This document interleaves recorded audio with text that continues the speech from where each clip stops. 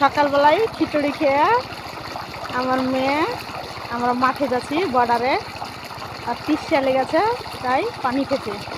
এটা হলো শ্যালোর পানি, দেখ কি সুন্দর শ্যালো। এখান থেকে পানি হচ্ছে মেশিন থেকে।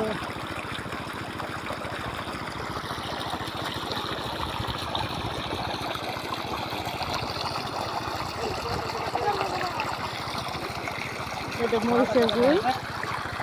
মরিচের দিয়ে পানি দিচ্ছে। সকালকার দৃশ্য খুবই সুন্দর।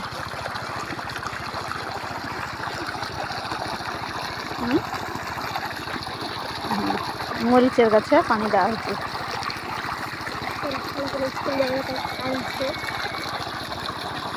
দূরেই ছেলেটা স্কুল যাবে না, তাই কান শর্মা লাঠি নিয়ে আছে।